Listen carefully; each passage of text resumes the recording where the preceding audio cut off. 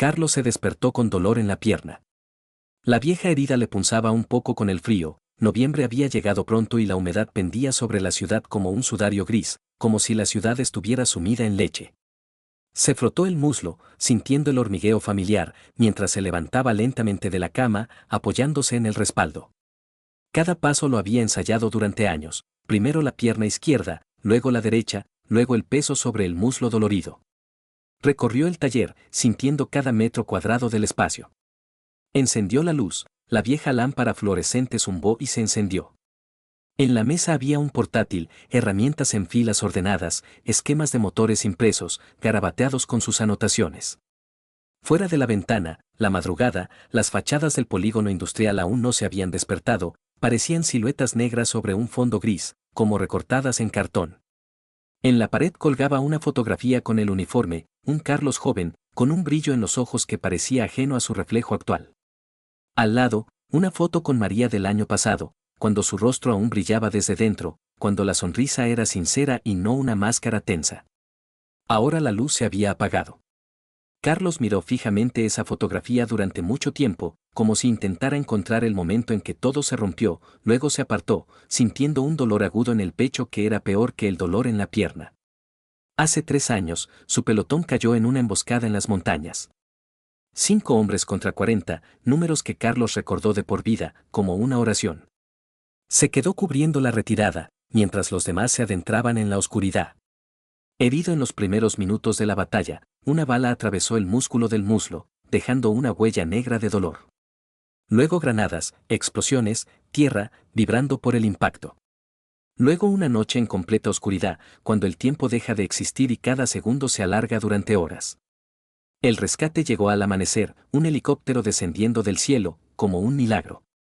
3er grado de discapacidad. Pensión. Y ese dolor que volvía periódicamente, como un reproche por haber sobrevivido, cuando 4 no lo hicieron. Pero había un dolor aún peor. Ese que crecía por dentro imperceptiblemente, acechando día tras día, semana tras semana. Carlos fue a la cocina. Allí había una nota de María, dejada sobre la mesa junto a los restos de café. Me fui temprano. Reunión con clientes. No hace falta que prepares la cena, llegaré tarde. Besos. L. Carlos lo releyó varias veces. Las palabras parecían convincentes. Pero este tipo de notas se habían vuelto algo común en los últimos 3 meses. Antes, María decía todo a la cara, contaba sus planes, discutía los detalles. Ahora, solo notas. Solo textos. Solo explicaciones que sonaban a coartada. Por la noche, María llegó a casa antes de lo habitual, y eso era extraño, rompía el nuevo orden de las cosas. Estaba sentada en la cocina con su traje de trabajo, bebiendo vino blanco de una copa de cristal, mirando por la ventana con una expresión que Carlos no podía descifrar. En la mesa, un portátil abierto, una mirada fugaz le mostró un chat con alguien, el chat se cerró rápidamente cuando ella notó su mirada. Carlos la besó en la mejilla.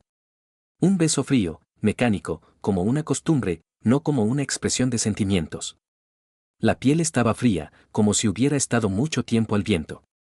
¿Qué tal?, preguntó, acomodándose en la silla, sintiendo cómo le dolía el muslo por estar de pie tanto tiempo. Bien. Mañana, otra reunión, un contrato para un centro comercial. Muy grande, dijo mirando al vacío, sin mirarlo, sin dejar de mirar por la ventana. ¿Con el alcalde, o qué? Ella se estremeció. Apenas perceptiblemente, pero se estremeció, los músculos se tensaron, la mano tembló, casi derramando el vino. Bueno, a través del alcalde.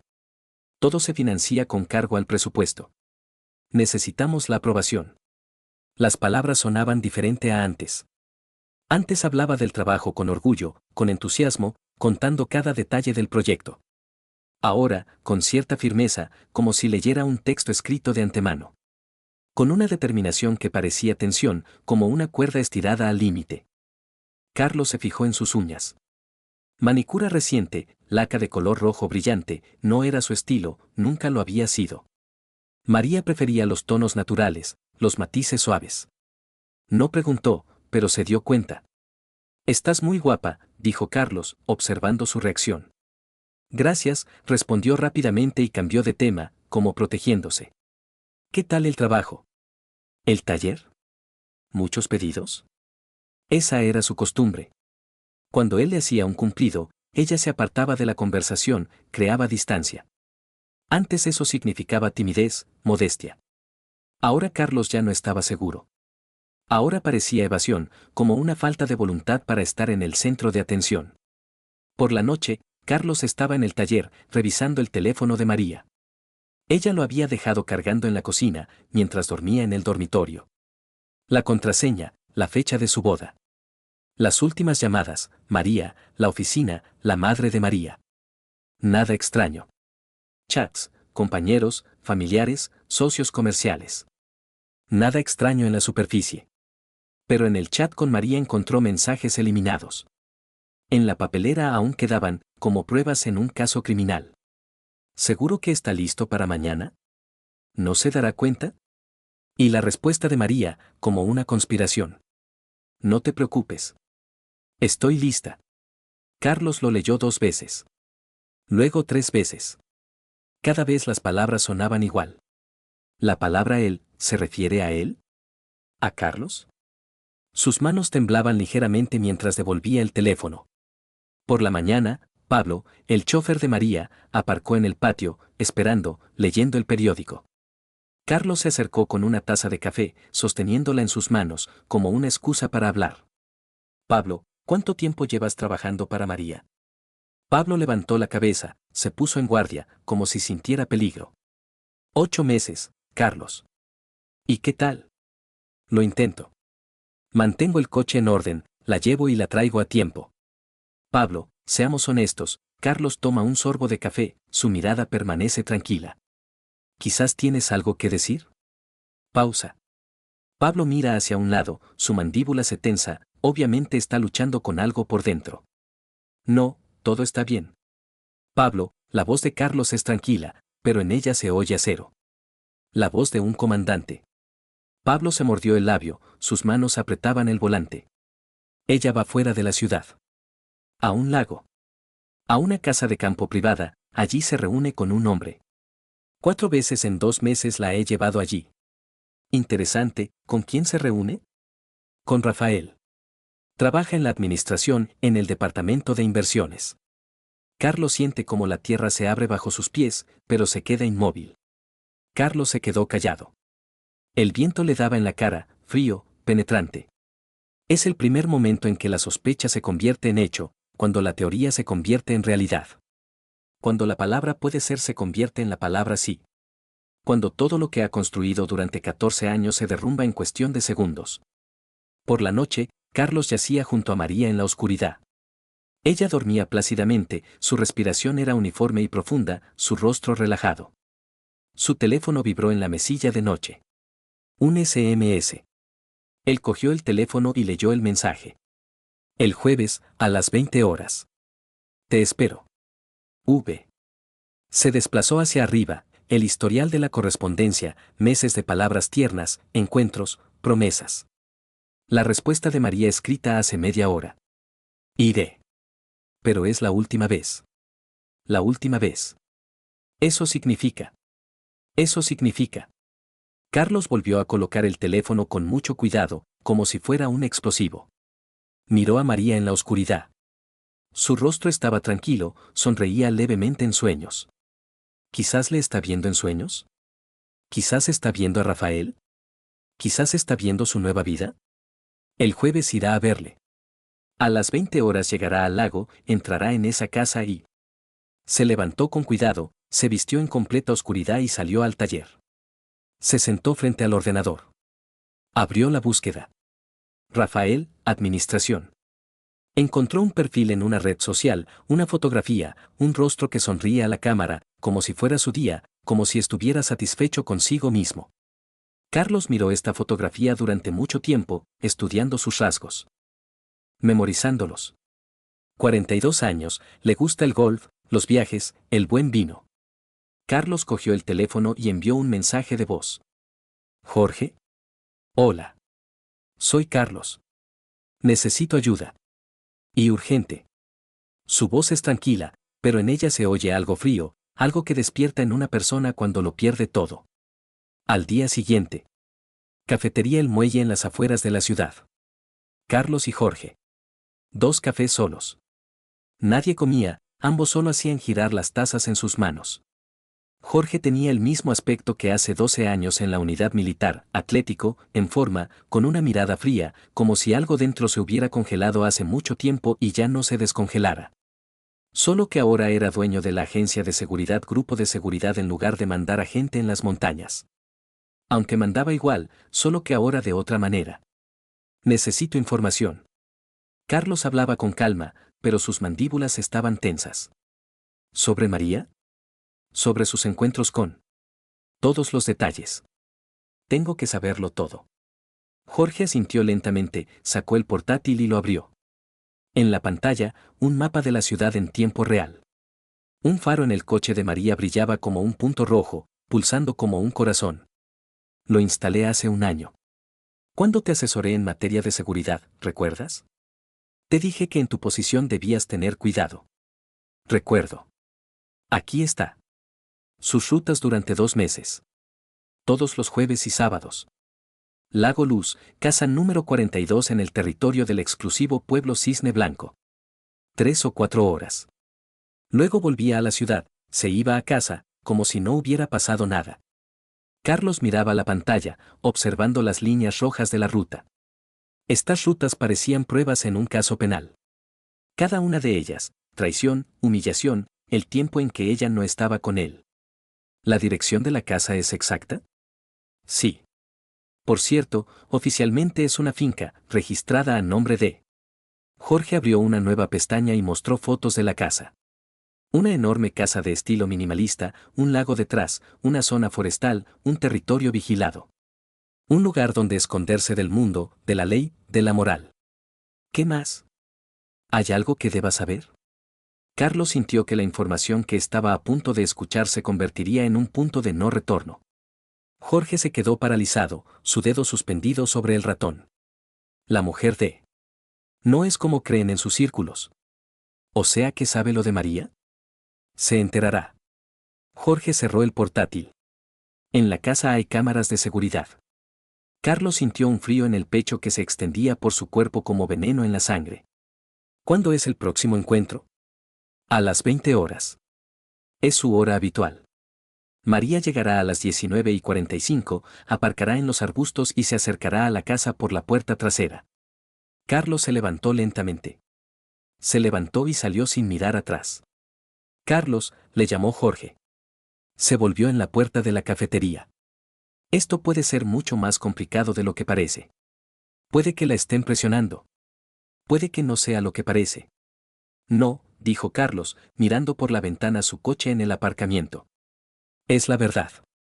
Y no me importa si estaba bajo presión o si eligió ella misma. Ella tomó esa decisión. Noche. En casa. Carlos estaba sentado en el borde de la cama en la oscuridad, mientras María dormía a su lado, su respiración era uniforme. Cogió el teléfono de ella de la mesilla. El chat con María se ha borrado por completo. El chat con el contacto V también ha desaparecido. Pero Carlos instaló un programa de recuperación de datos hace un mes. Encontró la caché de la correspondencia recuperada. Esto no debería haber llegado tan lejos. No lo había planeado. Tú misma empezaste. ¿Recuerdas cuándo viniste a mi oficina por primera vez? Lo sé. Necesito ese contrato. El proyecto del centro comercial es una oportunidad para la empresa. Pero me doy cuenta de que el precio es demasiado alto. Ya no importa lo que entiendas. Ya estás metida en esto. Y no podrás escapar. Se lo diré. Se lo contaré a Carlos. No quiero esto. Si lo haces, el contrato se anulará. Y convenceré a tu padre de que no siga financiando vuestra empresa. Depende de los créditos de nuestro banco, ¿verdad? ¿3 millones al mes para pagar a los subcontratistas? Eres un canalla. Soy un realista. Y tú también. 20 horas. Ven.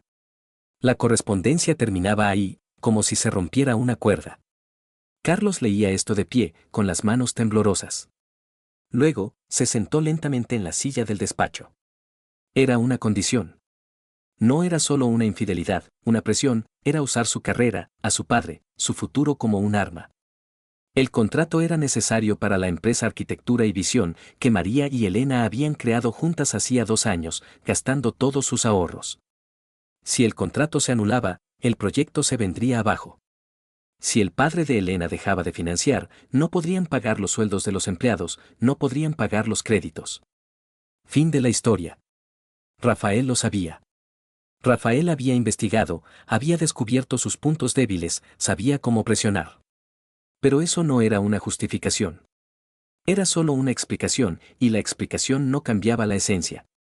A la mañana siguiente, Carlos se reunió con el guardia de seguridad, Andrés. Se encontraron cerca del garaje, en las afueras industriales, un lugar neutral, donde nadie los viera, donde nadie sospechara. Andrés era un hombre de mediana edad, pasados los 50, es militar, con el rostro surcado de arrugas como un mapa antiguo. Estaban de pie entre los coches aparcados, en la sombra. No puedo darte el video. Es una violación de la confidencialidad, incluso si es tu mujer. Pero lo he visto. He visto suficiente. Cuéntame. No te ahorres detalles. Ella entra en la casa, el pelo peinado, el maquillaje fresco, un vestido caro, negro y ajustado. Se queda dentro 2 o 3 horas. Cuando sale, el pelo está húmedo, como después de una ducha, el vestido arrugado, los botones mal abrochados. La cara roja, como si hubiera estado llorando, bueno, ya me entiendes. Carlos entendía. No necesitaba detalles, el cuerpo contaba la verdad más claramente que las palabras. ¿Ella quiere esto? ¿Se nota que quiere? Andrés hizo una pausa y encendió un cigarrillo. Sus manos no temblaban, había visto demasiado. Puede que sí. O puede que esté obligada. Rafael no es el tipo de persona que pide. Él exige. La gente de su tipo sabe cómo presionar. Saben que tienen que encontrar para quebrar a una persona. ¿Lo conoces personalmente? Lo he visto. Alto, atlético, con una cara que sonríe, pero con los ojos fríos. La gente de su tipo suele tener dinero y poder, y creen que eso les da derecho a todo. Casan a las mujeres casadas porque eso les da una sensación de poder. Una mujer casada es un objeto que da gusto romper. La oficina de Elena. En el centro, en la planta 12, con vistas a la ciudad. Una llamada a mediodía. Carlos llamó a las 12, sabiendo que ella estaría comiendo, sola en su despacho. Hola, soy yo. Hola. ¿Dónde estás? En el trabajo. Estoy con un nuevo proyecto. ¿Qué pasa? Nada. ¿Qué te echo de menos? Carlos oyó cómo sonreía, como la tensión en su voz se relajaba por un segundo. Esta noche tengo que ir a ver a unos clientes, pero luego voy directa a casa. Prométeme que me esperarás. Vale. Una pausa. Carlos oía su respiración. ¿Carlos? Sí. Te quiero. Que lo sepas. Lo sé. Te quiero mucho. Colgó el teléfono. Su voz sonaba como una despedida. O como una confesión. Dos cosas diferentes que sonaban igual cuando una persona hablaba sabiendo que después de esa conversación todo cambiaría. O cuando una persona sentía tanta culpa que se abría paso a través de cada palabra. Por la noche, Carlos se encontró con Elena en casa. Entró en el piso y su cara era un teatro de contradicciones. Le sonreía, pero no había alegría en sus ojos. Se estaba cambiando de ropa en el dormitorio. A través de la pared se oían ruidos, el armario cerrándose, el secador encendiéndose, el cepillo susurrando. Se estaba arreglando. Sus manos temblaban cuando salió al pasillo. Lo ocultaba, metiendo las manos en los bolsillos, pero Carlos lo veía. Veía su tensión. ¿Dónde estuviste ayer? Preguntó él, de pie en la puerta de la cocina. Ella se quedó paralizada. La mano que sostenía la taza tembló. En el trabajo. ¿Todo el día? Casi todo. Tuve una reunión con María, luego una reunión con los arquitectos, luego, murmuraba, como un texto aprendido de memoria. ¿Con María? Sí. El proyecto del centro comercial. Una reunión importante. Solo por curiosidad. Carlos, yo. No terminó la frase. Su voz se quebró. Se fue al baño. Cerró la puerta. Él oyó cómo lloraba, sollozos silenciosos y temblorosos, un sonido de desesperación. Pero el llanto se interrumpió rápidamente, abrió el grifo, puso el agua al máximo y encendió el extractor para ahogar el sonido, para que nadie lo oyera. Pero Carlos lo oía. Oía el sonido de la destrucción, el sonido de una persona que se rompía por dentro. Estaba de pie en el pasillo y escuchaba el agua, escuchaba la voz rota de su mujer, escuchaba el final de todo. Por la noche, Carlos estaba sentado en el despacho, en completa oscuridad. Ahora Carlos lo entendía todo. No era solo una infidelidad por pasión, no era solo un deseo. Era una trampa en la que había caído cuando aceptó la primera cita, cuando le permitió entrar en su vida. Ahora no podía salir. El contrato, la carrera de su empresa, su padre, que ya no llamaba. Todo esto la mantenía atrapada, como cadenas. Pero eso no significaba que la trampa se cerraría sola, que Rafael la dejaría ir alguna vez, que esto terminaría bien. A veces hay que abrir la trampa por la fuerza. A veces hay que romper las cadenas, aunque se hayan clavado en el cuerpo hasta sangrar. Cogió el teléfono y llamó a Jorge. Era de noche, las 24 horas. Pero Jorge no dormía. La gente de su tipo no duerme cuando el asunto empieza. Mañana. La casa de campo. A las 20 horas. Necesito que esto termine. ¿Qué exactamente? Tú ya lo sabes. Ludmila. Su mujer tiene que verlo. Tiene que saberlo. Tiene que entenderlo. Una pausa en el teléfono. Luego, la voz de Jorge, uniforme, sin emociones, profesional. La llamaré mañana. Carlos colgó el teléfono. Se levantó. Se acercó a la ventana. Afuera, la noche, la ciudad dormía, las farolas iluminaban con luz amarilla las calles vacías. Mañana todo cambiará. Mañana se cruzará el punto de no retorno. Después del cual Elena sabrá que él lo sabía todo. Después del cual se enfrentará a Ludmila, la mujer que quería ver a su marido encerrado en la jaula de sus propios errores. Carlos entendía que estaba cometiendo otro error. Salió del despacho. Elena dormía en el dormitorio, acurrucada como un animal asustado. Su cara estaba mojada por las lágrimas, ni siquiera en sueños podía escapar de la realidad. Carlos la miró durante mucho tiempo, luego cerró la puerta y se tumbó en el sofá del salón. No podía dormir. Solo esperaba el amanecer. Solo esperaba el día de mañana, cuando todo se derrumbaría. Carlos estuvo callado todo el día, un silencio consciente. María andaba ajetreada, preparándose, con una energía febril, nerviosa. Se cambió de vestido 3 veces, uno blanco, ceñido, demasiado provocativo. Luego uno negro, más sobrio, más profesional. Y después, de nuevo el blanco, como si buscara el atuendo perfecto, uno en el que no pareciera una traidora, sino una mujer de negocios. Carlos lo observaba desde el dormitorio, tumbado en la cama, inmóvil, en silencio. Su silencio era más pesado que cualquier palabra, que cualquier reproche. A las 6 de la tarde, ella entró en la cocina, donde Carlos estaba sentado con una taza de café negro, sin probarlo. Tengo que irme. Es una reunión importante. Con un inversor. Fuera de la ciudad. En un club de campo. Es la presentación de un proyecto de un centro comercial. ¿Por mucho tiempo? Volveré mañana por la mañana. Quizá al mediodía. ¿Vas con María? Ella vaciló un segundo. Ese segundo fue toda una vida de mentiras. Sí. Con una amiga. Ella conduce. Yo estoy cansada.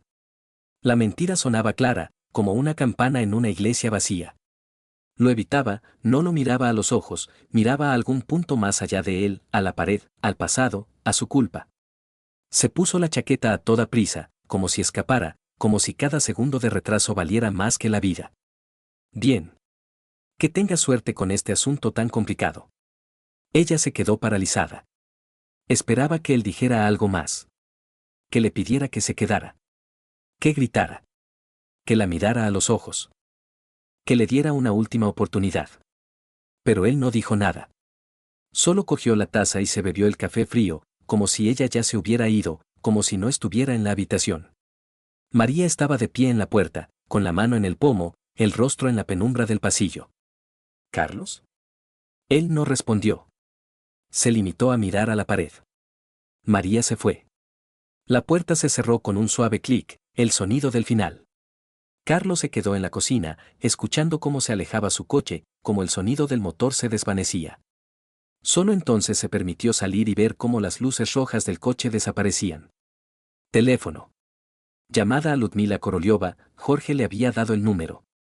Ludmila respondió casi de inmediato, su rostro apareció en la pantalla, una mujer atractiva de unos 45 años, con los ojos fríos de un depredador. ¿Ludmila? Soy Carlos Moroso. Silencio al otro lado del teléfono. Solo su respiración. Necesito contarle algo sobre su marido. Y sobre cómo utiliza su poder. Otro silencio. Luego su voz, impasible, helada, la voz de una mujer que llevaba mucho tiempo esperando esta llamada. ¿Se refiere a la reunión? Sí. Hoy. A las 8 de la tarde. Cabaña. Lago Luz.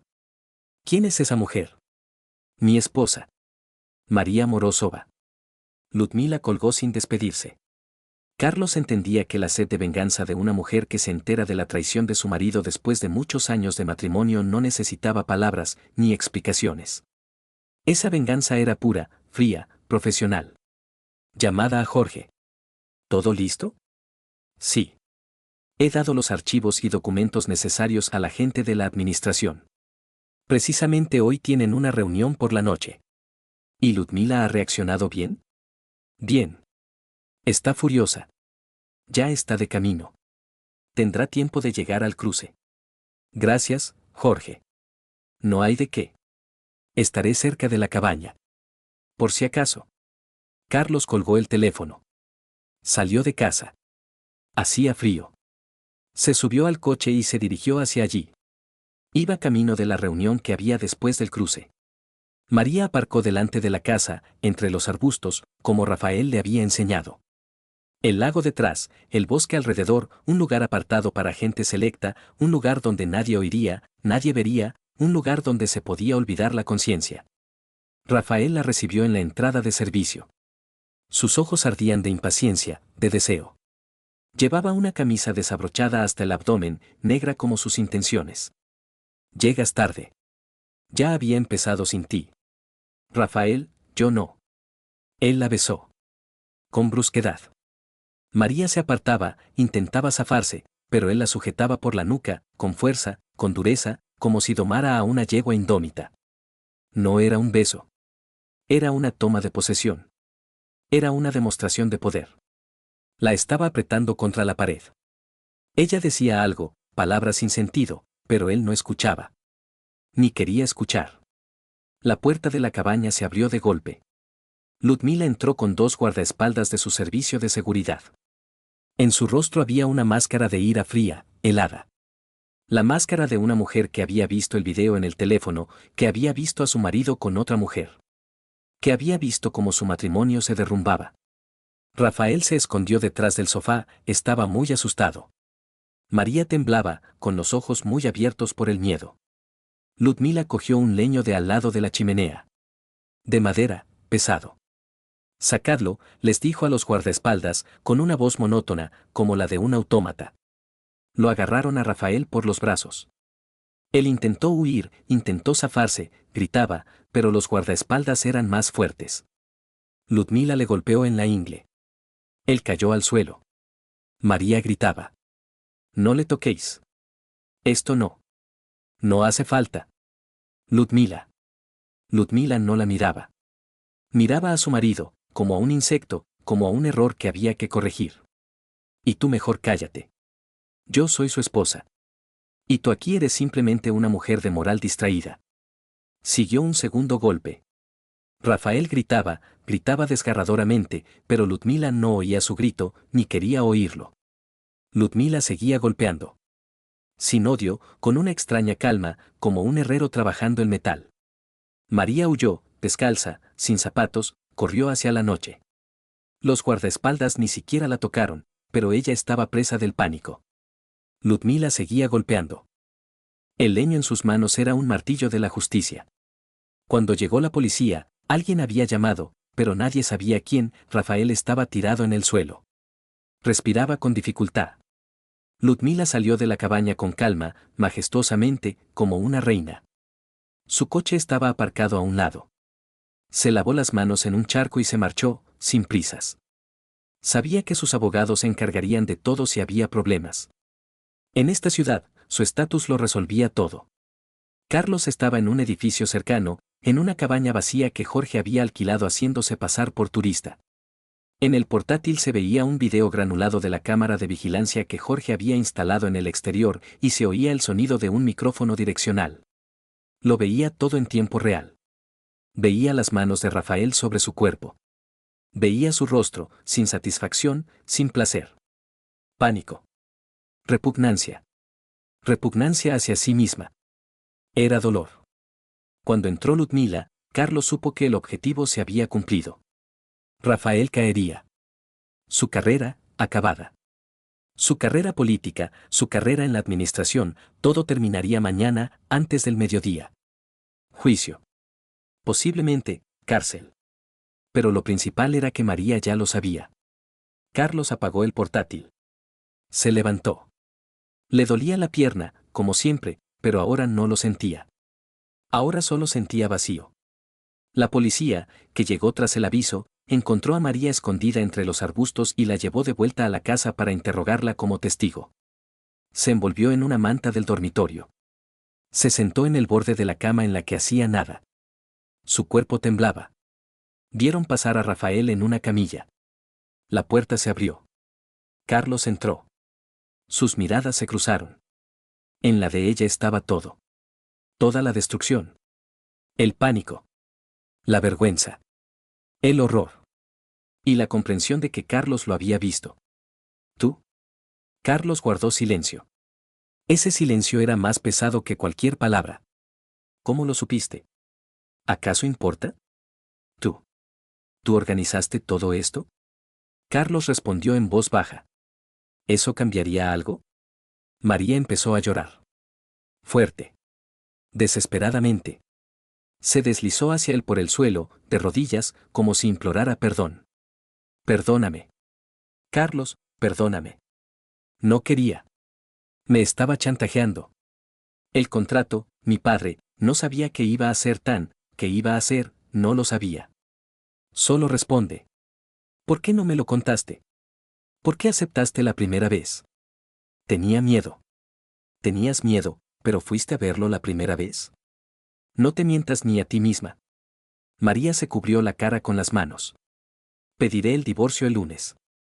El abogado Antonio, su número está en el teléfono. Dividiremos todos los bienes a partes iguales. Puedes quedarte con la casa. Yo me quedaré con el dinero. Me voy. No. Carlos, no. Te quiero. Por favor. Yo solo. Su voz no era un grito. Era algo peor. Era la voz de un hombre que había muerto por dentro, que había tomado una decisión de la que no había vuelta atrás. Que te vaya bien. Se dirigió a la puerta. Ella intentó levantarse, pero las piernas no le respondían. No me llames más. Ya no eres nadie para mí. Ya no existes para mí. La puerta se cerró. María se quedó en el suelo, envuelta en la manta. La policía redactó el informe. Metieron a Rafael en la ambulancia. María salió de la casa, con el vestido roto y sucio. Cuando llegó a casa, Carlos ya no estaba. Su coche tampoco. En la cocina había una nota, escrita en papel blanco, con su letra. El abogado llamará mañana a las 10. No me busques. Las llaves de la casa están en la mesa. Ahora es tu casa. Me voy. María estaba sentada en el suelo con su vestido roto y lloraba. Y en la ciudad se difundía un video, en las redes sociales, en los chats, en las noticias. Por la mañana, Rafael se había convertido en una estrella de Internet. Por la mañana, su carrera estaba destruida. Pero Carlos no vio nada de eso. Carlos conducía por las calles nocturnas en su coche, le dolía la pierna, su corazón era una piedra helada. Atrás había dejado no solo a su mujer. Había dejado atrás toda su vida anterior. Delante había una carretera que no se sabía a dónde conducía. Por la mañana, Rafael estaba tumbado con un gotero. Le dolían las costillas con cada respiración. Tenía un brazo escayolado. El médico se lo dijo al tercer día, cuando el dolor se hizo un poco más soportable. Todo irá bien, ¿quién le ha hecho esto? ¿Le esperaron entre varios? La policía abrió una causa penal. Ludmila declaró con todo detalle. Acoso, malversación de fondos públicos para fines personales. Malversación de fondos del presupuesto a gran escala. Los órganos reunieron pruebas de 4 años. Rafael llevaba años, décadas, recibiendo sobornos sistemáticamente.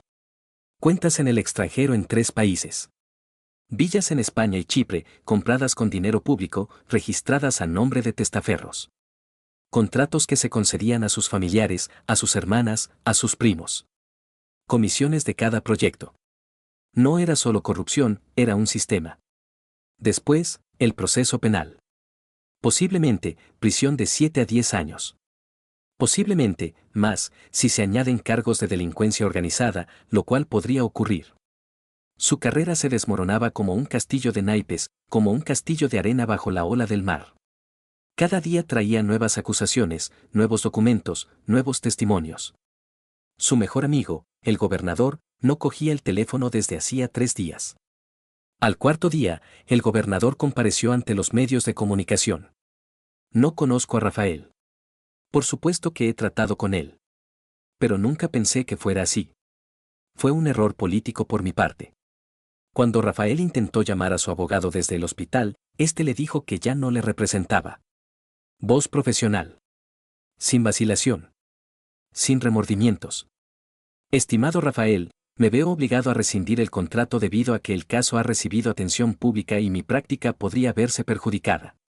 Nadie quería ayudar a una persona que se había vuelto tóxica, a la que todo el mundo señalaba. Nadie quería tocarlo, tocar su caso, coger su dinero. Ludmila fue al hospital una vez. Entró en la habitación con un vestido negro, su rostro era un monumento a la fría satisfacción. Lo miró como un director mira a un empleado despedido. Nos divorciamos. Mi abogado enviará los documentos mañana. Ludmila, escúchame. No hacen falta palabras. He vendido todos tus bienes. Coches, cuadros, relojes. Todo. Si tienes algo en contra, acude a los tribunales. Se fue, sus tacones resonaban por el pasillo del hospital. Él se quedó solo con el gotero, con la escayola, con un dolor que no se iba. La oficina de María. Las 2 primeras semanas después del escándalo, los clientes seguían llamando, seguían preguntando por los horarios, por los presupuestos. Luego empezaron a cancelar contratos, llamaban para disculparse, hablaban de cambio de prioridades y revisión de la estrategia. El video se extendió por internet. Todo el mundo vio a María. El video fue tendencia durante 2 días. Durante 2 días, su vida fue el entretenimiento de millones de personas. La comunidad empresarial, como un organismo, reaccionó a la infección. No le gustaban los escándalos. Sobre todo, de este tipo. El contrato del centro comercial se anuló en una semana. La carta llegó por correo electrónico, cortés, formal, sin explicaciones. La financiación se revisó, el padre de María comprendió que su hija era un riesgo. Al cabo de un mes, la mitad de los clientes habían firmado contratos con otras agencias. Luego, la otra mitad. Al tercer mes, no había contratos. María estaba sentada sola en la oficina. Sobre su mesa, los documentos de divorcio, firmados y autenticados ante notario. También estaba la rescisión del contrato con la empresa, ella y María se habían separado. Y la solicitud de despido de todos los empleados, porque ya no había dinero para pagarles. Su padre no la había llamado. Cuando fue a su casa, él la recibió en la puerta, sin invitarla a entrar. Su rostro reflejaba una profunda decepción. No sé ni cómo mirarte, le dijo. No gritaba. Hubiera sido mejor que gritara.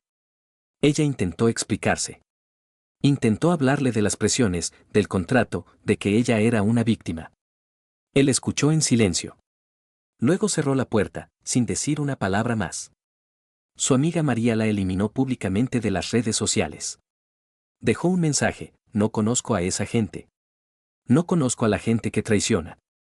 La amistad termina donde empieza la traición. Todos entendieron que se refería a María.